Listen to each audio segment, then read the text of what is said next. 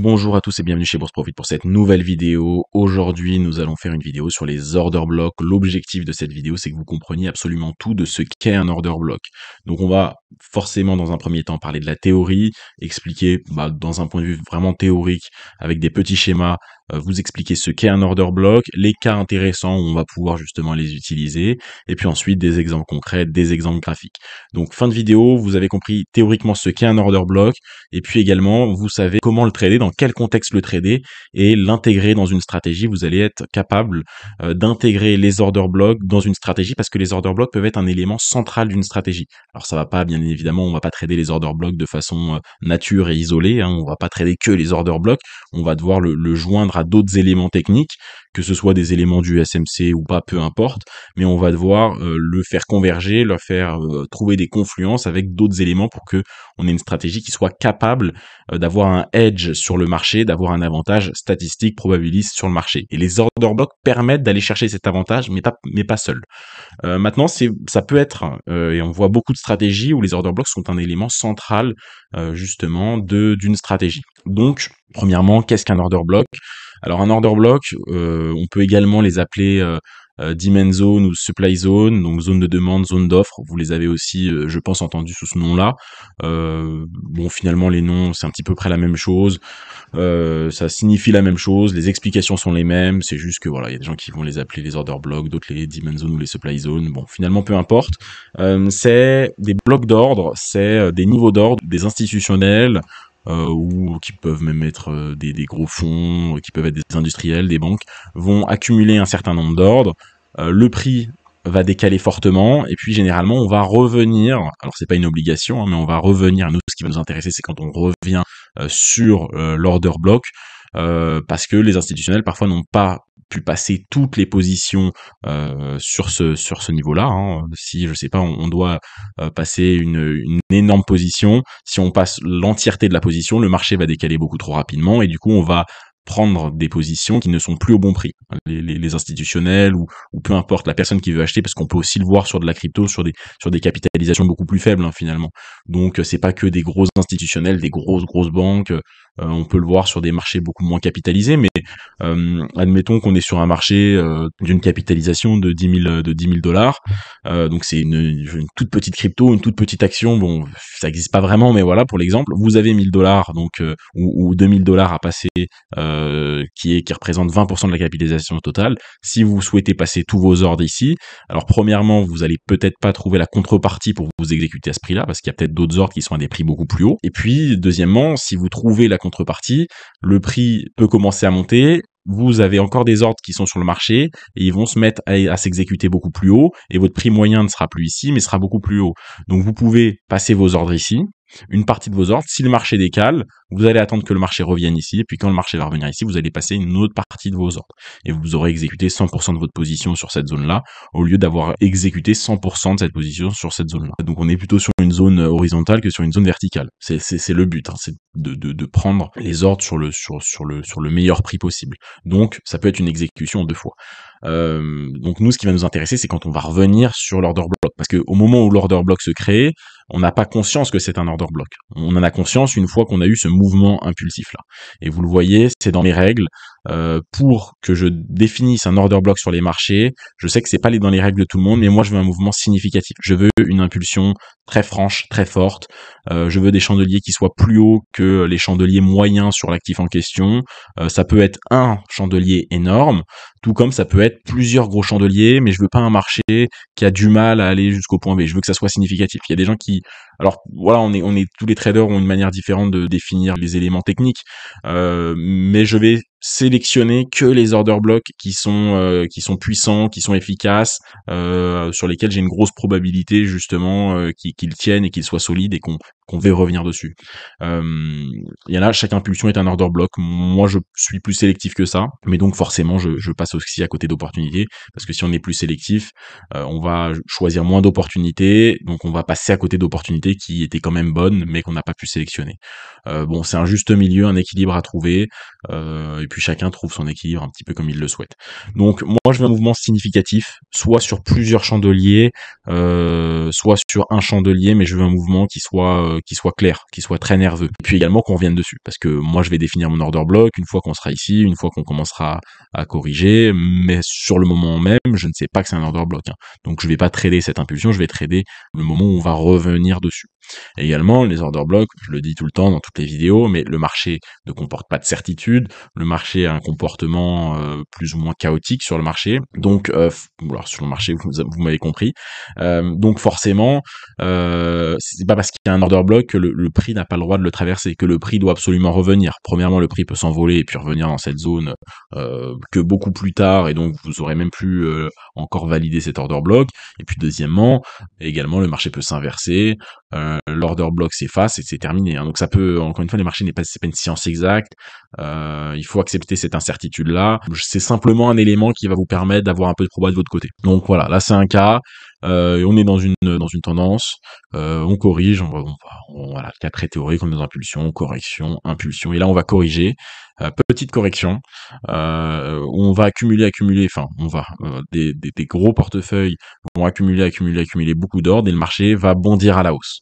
Il va bondir très fortement à la hausse, on voit que c'est un order block, et puis ensuite le marché va corriger, prise de profit, même manipulation de marché, on peut y voir plusieurs choses pour que le marché revienne justement sur cette zone-là. Le marché revient sur cette zone-là, et nous on va chercher une confirmation. Alors soit on va placer des ordres différés, et des traders qui vont placer des ordres différés sur cette zone-là, soit on va venir trader et chercher des confirmations sur des UT inférieures, et puis ensuite le marché va repartir à la hausse, et nous on sera positionné ici.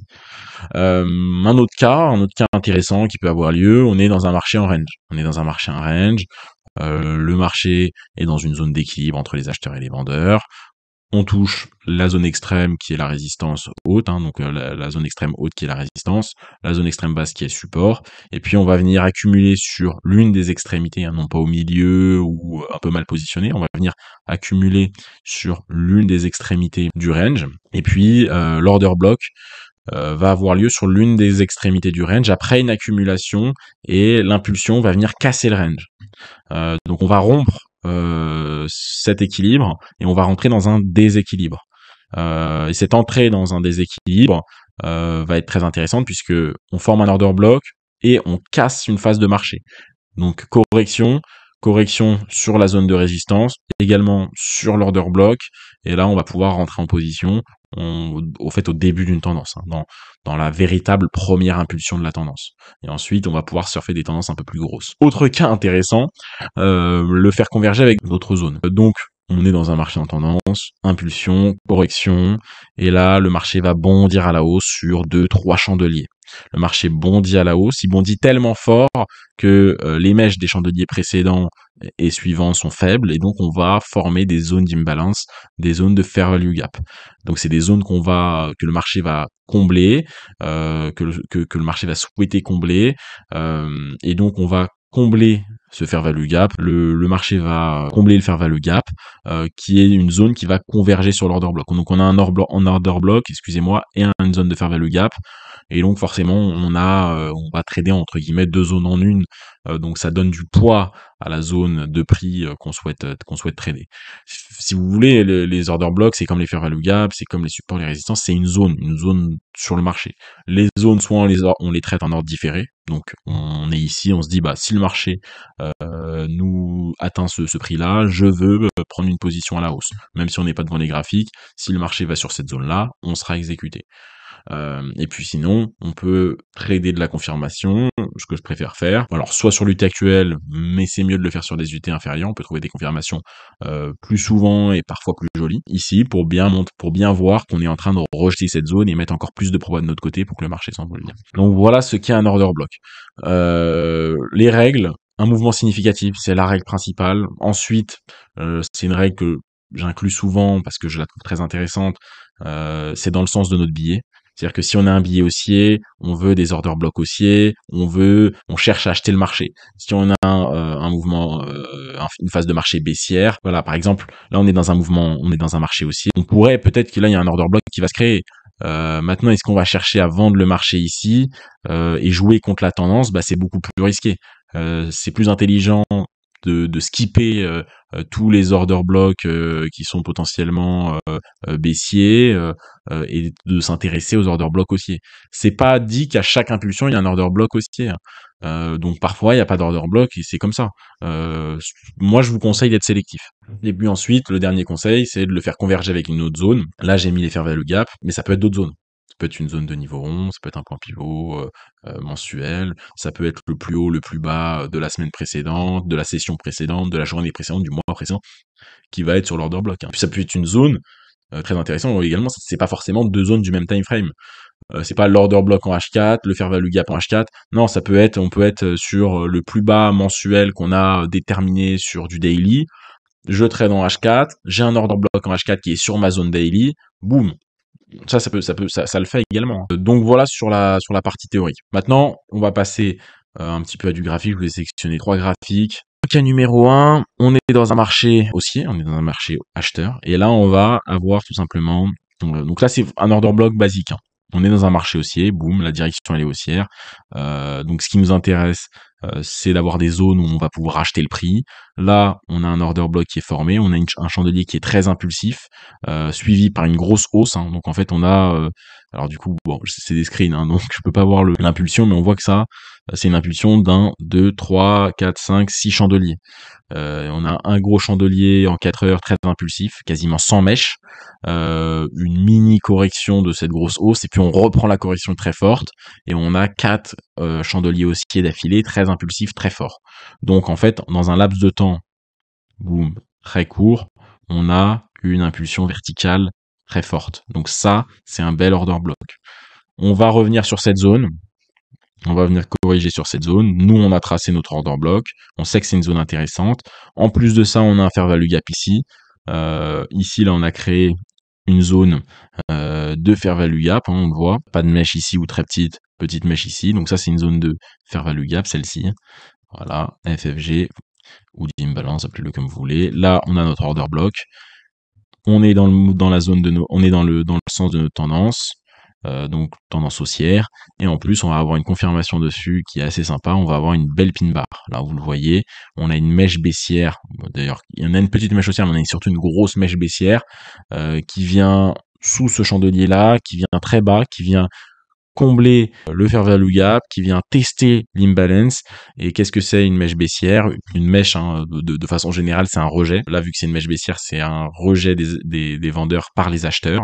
Donc c'est un combat entre les vendeurs et les acheteurs, et cette mèche signifie la victoire des acheteurs sur les vendeurs, si je devais schématiser en gros. Et ensuite, boum, on part sur un mouvement haussier très intéressant. On part très fortement là, boum, étoile en plus.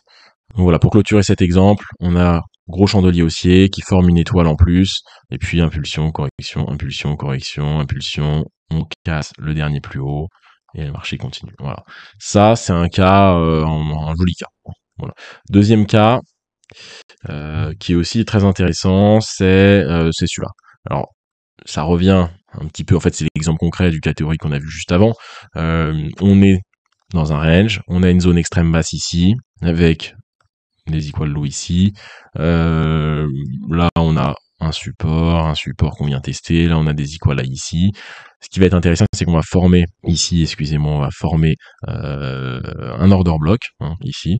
On a 2 chandeliers impulsifs d'affilée qui sont très forts et qui viennent casser le haut de ce range, de cette résistance. On va revenir travailler l'order block. On prend les equal low et le marché bondit à la hausse. Boum. Donc là aussi, on a un order block assez significatif. On est en plus positionné, et c'est ça qui est intéressant dans ce genre de cas-là à trader au début d'un marché haussier. Donc voilà, on peut chercher des risques reward ratio intéressants et on peut avoir un taux de réussite pas mauvais. Alors bien évidemment, il y a des fois où le marché ne réagira pas sur cette zone, réintégration de range, boum, hein, on va se faire avoir. Encore une fois, on n'est pas sur une stratégie comme toutes les stratégies de trading, sur du 100%, sur de l'exactitude. On peut très bien avoir une fausse cassure, réintégration, boum, terminé le trade. Mais en tout cas, on va avoir des risques reward ratio intéressants, donc ce qui fait qu'on va pouvoir compenser notre taux de réussite qui sera pas de 80%, mais même s'il est de 50% qu'on gagne une fois sur deux, si on a un risque reward ratio moyen de 2, de 3, de 4, de 5, ben on est largement rentable, et ça suffit pour prendre de l'argent sur les marchés. Dernier cas, là on a un bel order block. On a un bel order block ici, vous le voyez, l'impulsivité. On pourrait, il y a des gens qui vont vous... Alors, voilà, moi je critique pas, mais pour certaines personnes, là c'est de l'order block. Boum, petite hausse. Là c'est de l'order block. Là c'est de l'order block pour cette petite impulsion. Moi je suis sélectif. Il faut... Là c'est un vrai order block là. Vous voyez le décalage du marché. Vous voyez la volatilité moyenne de ces deux chandeliers, la volatilité moyenne de ce marché-là, l'amplitude moyenne de ces chandeliers, elle est plus grosse que les 20, 30, 40, 50, 60 derniers chandeliers sur cet actif-là. Donc on a un vrai décalage du marché très fort. Là, on a l'order block qui a cassé le dernier haut. On revient dessus, boum, pin bar, on repart. Nouvel order block et j'ai pas la suite, mais je crois que le marché n'est pas revenu sur cette zone-là. Donc voilà un petit peu comment trader les order blocks. On les trade pas seuls, on les trade avec un billet, on les trade avec donc un billet ou une phase de marché. Si on trade un début de tendance, on peut les faire converger avec d'autres zones. C'est très intéressant de le faire comme ça. Par exemple, voilà, cassure de l'order block, cassure du dernier plus haut sur le même chandelier. Boum. Et là, on vient prendre tout ça. Donc voilà. J'espère que la vidéo vous a plu, que vous compreniez un peu mieux ce qu'est un order block. Je pense que c'est le cas. N'hésitez pas à liker la vidéo si elle vous a aidé. N'hésitez pas également à mettre un commentaire. Ça permet de nous remercier pour le contenu qu'on fait. Ça permet de mettre en avant la chaîne si jamais vous trouvez que le contenu peut aider d'autres personnes. Et puis, n'hésitez pas surtout à vous abonner à la chaîne YouTube et à mettre à mettre la cloche, excusez-moi, pour pas rater les prochaines vidéos. Ça va vous avertir des prochaines vidéos. Comme ça vous mettra une rigueur pour vous former continuellement. D'ici là, prenez soin de vous. Je vous dis à la prochaine.